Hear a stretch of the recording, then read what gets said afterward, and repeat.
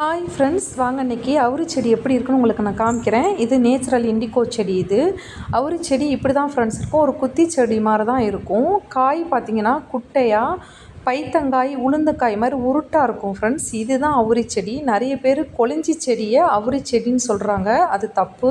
மூலிகையை கரெக்டாக பயன்படுத்தணும்.